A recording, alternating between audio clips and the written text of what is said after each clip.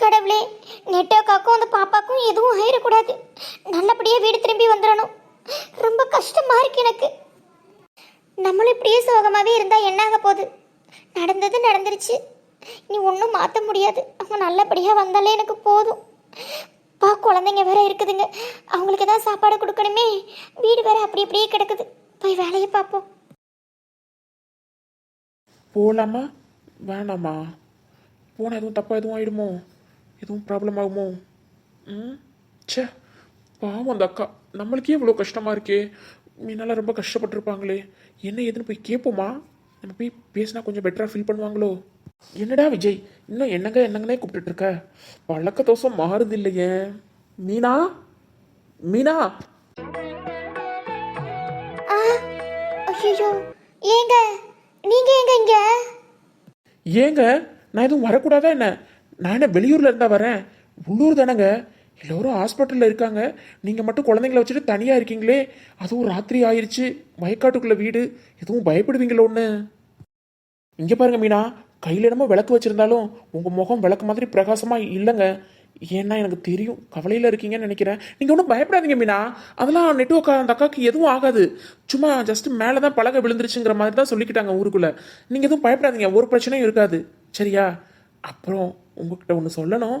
இந்த விளக்கு நீங்கள் கையில் ஏந்திட்டு வரும்போது எப்படி இருந்துச்சு தெரியுமா? எனக்கு ஒளியிலே தெரிவது தேவதையா. ஏங்க, ஒளியில இப்ப வெளிச்சம் தாங்க வரும். வருமாம்ல வரும். இப்ப மட்டும் எங்க அக்கா வந்துச்சுன்னா என்ன வரும்னு தெரியுமா? ரத்தம் வரும் உங்க வாயில. போங்க பேசாம. ஏங்க, என்ன இமேஜினேஷனா எங்க அக்காவை நினைச்சு? என்னங்க நீங்க ஏன் இப்படிலாம் பண்றீங்க? தனியா இருப்பீங்களே, ஒத்த வீடா இருக்கே வயக்காட்டுக்குள்ள, பயப்படுவீங்களேன்னு ஒரு பாசத்துல மனசு கேட்காம வந்தா இப்படி போன்னு வரடுறீங்களேங்க.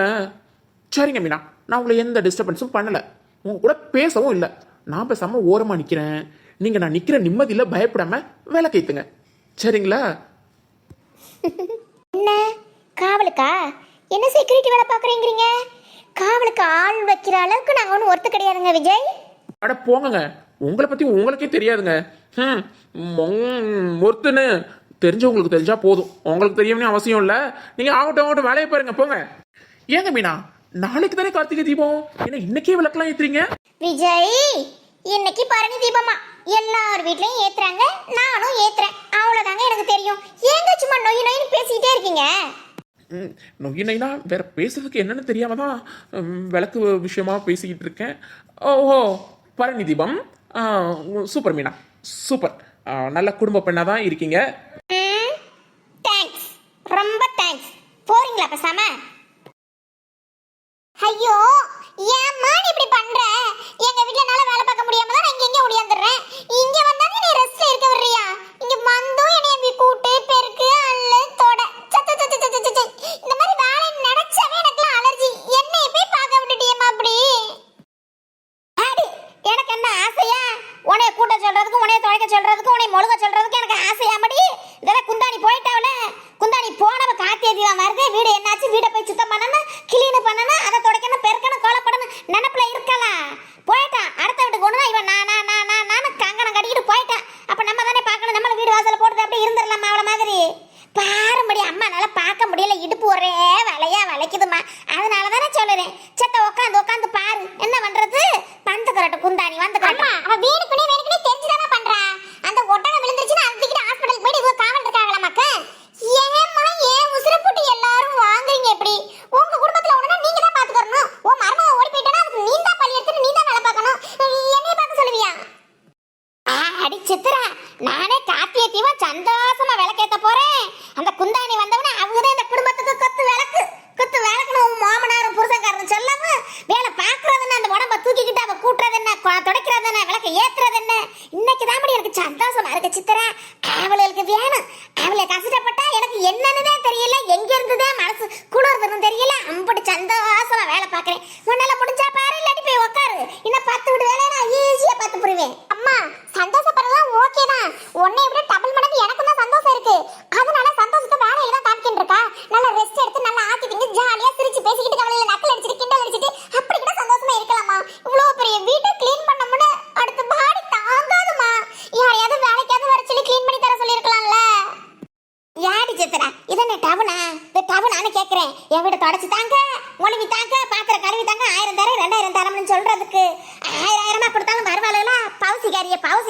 இருக்காளுங்க. அவங்க விட்டு கவரவன் போயிடாது. சோத்துக்கு குடிக்க தண்ணி இல்லாட்டியே அடுத்த விட்டு வேலையை பார்க்கலாம் வர மாட்டாளுங்க. இது பட்டிக்காடு மடி பட்டிக்காடு. என்னமோ சொல்லுப்போ.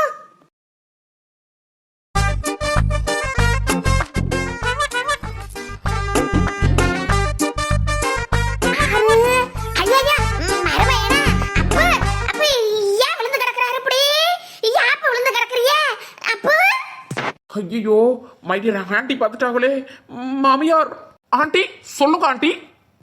விழுந்ததுல வேற ஆண்டி நோண்டின்னு வேற பேசிக்கிடுவாங்க.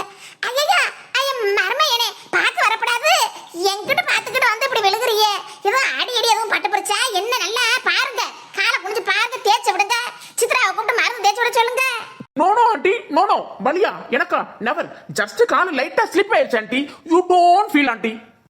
அதானே பார்த்தேன். இந்த மருகத மரமையனாவது சிலிப்பு ஆகுறதாவது.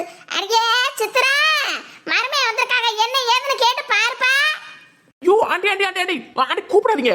அவளை பார்த்து என் சித்துவை பார்த்து 2-3 நாள் ஆயிப்போச்சு. போய் நான் சர்ப்ரைஸ் பண்றேன். படிச்ச பிள்ளைலாம் படிச்ச பிள்ளைதான் சர்ப்ரைஸ் பண்றது, அதுவும் இதுவும் பொண்டாட்டிக்கு மரியாதை கொடுக்கறது. என் மருமைய அடிச்சுக்க முடியாது. தின்றல் வந்து தீண்டும் போது என்ன வண்ணமோ மனசுல வந்து வந்து போகுதம்மா நெஞ்சமெல்லாம். ஹாய் சித்து, சித்துமா சர்ப்ரைஸ். புருஷனை பார்த்து 3 நாள் ஆச்சு. கட் பண்ணி கட்டி பிடிச்சி முத்தம் கொடுப்பான்னு பார்த்தா கட்டுப்பா இருக்கிறாள். என்ன கையில கட்டையோட நிக்கிறா. நான் தானே பார்த்தேன். இந்த பாட்டை உன்னை தவிர வேற யாராலும் கேவலமா பாட முடியாதுன்னு நினைச்சேன். நீ தானா?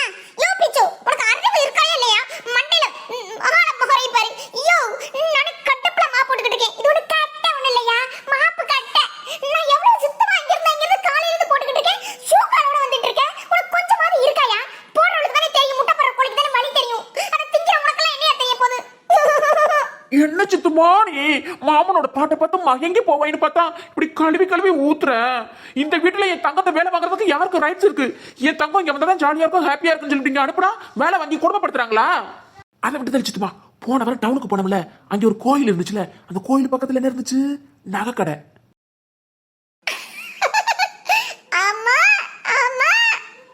Correct correct correct correct. என் சித்தமான சித்தமா தான் கரெக்டா அவங்க வச்சிருக்கா. அந்த நகை கடைக்கு அப்படியே தாண்டி அங்கிட்டு வந்து ஒரு செருப்பு கடை இருந்துச்சா, அங்க வாங்கின சூதா இது. எப்படி இருக்குது? நல்லா இருக்கா? குரங்கு குரங்கு மூஞ்சி முகரை மண்டை முடிவு ஆளை பாரு. அட்ரஸ் சொல்றாங்க, அட்ரஸ் முகரை கடையை பாரு. நகை கடையை நகை கடை. நான் கூட என்னமோ ஏதோ நினைச்சிட்டேன். நமக்கு ஒரு அடிமை சிக்கியது. நம்ம கஷ்டத்தை பங்கு போட்டுக்கிற இவரை விட வேற யாரால முடியும்? யோ பிச்சு, என்னங்க ஏங்க இங்க வாங்க. உடனே ஓடி போயிட பத்தியிலையே. இங்க பாருங்க, பாதி வீட்டுக்கு மேல நான் மாப் போட்டேன். இன்னும் பாதி வீட்டை நீங்க தான் மாப் போடணும். இதுல காமிங்க அவன் பாசத்தை, இதுல காமி. சித்துமா சித்துமா, நீ சிரிச்சு சிரிச்சு பேசினாலே எனக்கு போதுமா. குடு, நான் இருக்கவங்க நீயே மாப்படணும், நீயே கஷ்டப்படணும். நீ இதை பாருன்னு சொன்னா பார்க்க போறேன். குடுடி தங்கம். என்ன இந்த இடத்துல ஏதாவது ரொமான்ஸ் நடக்கும்னு சொல்லி பார்த்தா ரொமான்டிக்கா வந்தா அப்படியே கொடுத்துட்டு திரும்பி போயிட்டாளே. சே, அட 2 தேய் தேய்ச்சிட்டு மாப் போட்டோம்னு சொல்லிட்டு போய் உட்காந்துருவோம். இந்த வேலை நம்மளுக்கு செட் ஆகுமா? ஏமா நாளைக்கு தான் கார்த்திகை தீபம். எல்லார் வீட்லயும் ஒரு விளக்கு 2 விளக்கு ஏறிற மாதிரி இருக்கு. நீ மட்டும் ஏமா இத்தனை விளக்கு ஏத்திட்டு இருக்க? ஏமா இன்னைக்கு எத்தனை ஏத்தினா நாளைக்கு எத்தனை விளக்குமா ஏத்துவ? ஐயோ என்ன ஊத்தி திரி போட்டு கையெல்லாம் வலிக்குதுமா. அடி சித்ரா, அவளுக்கெல்லாம் ஒண்ணும் இல்லாதவங்க ஒரு விளக்கு 2 விளக்கு ஏத்துவாளுங்க. நான் அப்படியா? அதனால என்னால ஏத்த முடியுது, ஏத்துறேன். அதுவும் மடி என் தங்கம் கையால போட்டு விளக்குல எண்ணெய் ஊத்தி பத்த வச்சு தரும்போது தொட்டதெல்லாம் தொலைங்க. நீ இருக்கிற வரைக்கும் செல்வ செழிப்பா எம்படி காசு பணமும் மடியில கொட்டுச்சு. வந்தா மூதேவி வந்தா வருஷம் வருஷம் தான் போறது, விளக்க போறதேன் போறதேன்னு கையில காசு பணம் ஒண்ணு தங்குது இல்லடி. இந்த வருஷம் பாரு, உன் கையால முதல்ல விளக்க ஏத்தி அம்மா கையில கொடுத்துருக்கீல, எம்புடு கொட்டு கொட்டுன்னு கொட்ட போது பாரு மடி. இந்த ராசி எல்லாம் என் கைக்கு வந்து சேரணும். ஆமா, நல்ல மனசுல நினைச்சுக்கிட்டு வேண்டிய அம்மாட்ட தாடி. கைக்கு எல்லாம் வரப்போதா? ஐயே ஆண்டி, ரொம்ப நேரம் வேலை பார்த்துட்டீங்க. டீ காஃபி எதுவும் வேணுமா? வேணாப்பு வேணாம். என் மருமையெல்லாம் மருமையன்னு அழகு வத்த மருமைய வேலை பார்க்க விடுறாங்கல்ல, சமையல் பண்ண விடுறாங்கல்ல, உட்கார விடுறாங்கல்ல. ஆத்தா ஆத்தா ஆத்தா, பெத்தது 2 ஒண்ணும் இல்ல. வளர்த்த ஒண்ண விட்டேன், பெத்து ஒண்ண விட்டேன். சாப்பிட்டியாமான்னு கேட்க துப்புலாம திரிஞ்சுக்கிட்டு இருக்கேன். என் மருமைய வந்து வாச்சு என் மயங்கரையில் எல்லாம் தீத்து புரிய நீங்க பெத்தா உங்களை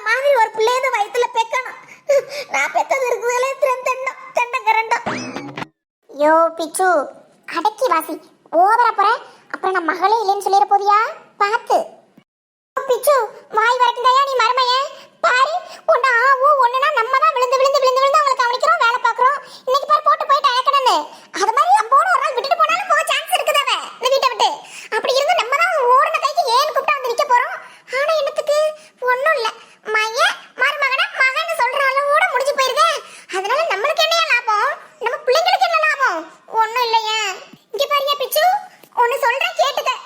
யார் மேலையும் அளவு கடந்த அன்பு வைக்காத அப்புறம் ஆபத்துல தான் முடியும். அளவோட எது வந்தாலும் அளவோட இருக்கணையா. இங்க பெரிய அண்ணன் கட்டிட்டு வந்தாலே ஐயோ கடவுளே அவளை சொன்னாவே மனசெல்லாம் வேதனையா இருக்குது. அவ பிடிக்காத மருமகளை வந்தாலும் இந்த வீட்டுல மகாராணி மாதிரி தான் வாழ்றா. எங்க சின்ன கருத்து பார்த்தவன் எங்க பிறந்திருக்காளோ எந்த ஊரோ ஆனா அவளும் மகாராணி மாதிரி தான் வாழ்வா. ஆனா நம்ம இப்படி பேச்சோட சரி வந்துட்டு போறதோட சரி ஒன்னும் இல்ல அதை நினைச்சுக்கிட்டு பேச நடந்துக்கையா. என்ன சித்துமா நீ பேசுற? ஆண்டி வருத்தப்படுவாங்களா இல்லையா? அப்படிலாம் பேசலாமா? ஏண்டி சித்ரா அப்படி நல்ல நாள் அதுவும் அப்படி பொங்கு பொங்குன பொங்கிக்கிட்டு கவலையா பேசுறவ. என் மருமை என்ன என்னைக்கு ஆகுதுன்னு மனசார நினைச்சிருப்பேனா? என் மையன்தான் நான் பெக்காத மயனும் தானடி நினைச்சிருக்கேன். மருமகளுக்கு அவள் எத்தனை பேர் வந்தாலும் மகளுக்கு ஈடாகுமா? ஏன் அப்படி பேசுறவ? உனக்கு மிஞ்சிதான் எதுவும் அவளுங்க. நீ இப்படி சொல்லிட்டே போக வேண்டியதான். நீ என்ன பண்ணிட்ட எங்களுக்கு என்ன செஞ்சிட்ட? பேசாம போமா நீ. என்ன உனக்கு நான் செய்யல சொல்லு. இந்த இன்சூரன்ஸ் வருது அது யாருக்கும் தெரியாம உனக்கு தான் கொடுக்கணும்னு மனசார நினைச்சுக்கிட்டு இருக்கிறேன். அப்புறம் நான் என்ன கொஞ்சம் பொறுமையாயிரு பொறுமையாயிரு. பங்கு பிரிக்கும் போது உனக்குன்னு ஒண்ணு உண்டுதே. உனக்குன்னு கூடமுதே நகை போடல நட்டு போடலன்னு எதையாவது சொல்லி வச்சாவது உனக்கு நான் வாங்கி தந்து போடுவேன். இந்த உசுறு இருக்கிற வரைக்கும் உன் பேர்ல எழுதி தந்து போடுவேன். கவலைப்படாத. இன்சூரன்ஸா? இத பத்தி எதுவும் சொல்லவே இல்லையே. இவளும் சொல்லல கிழவியும் சொல்லல. ஆஹோ சித்து சித்து சித்து அதான் ஆண்டி சொல்லிட்டாங்கல்ல. அப்புறம் என்ன ஆண்டி சொன்னா செஞ்சது மாதிரி எதுவும் நீ பேசப்படாது சொல்லிட்டேன். ஏன்னா நான் அவங்கள தாயா கூட நினைக்கல. தாய்க்கும் மேல என் தெய்வத்துக்கும் மேல ஒருபடி மேல நினைச்சுக்கிட்டு இருக்கேன். அதனால என் தெய்வத்தை எதுவும் பேசப்படாது சித்ராணி.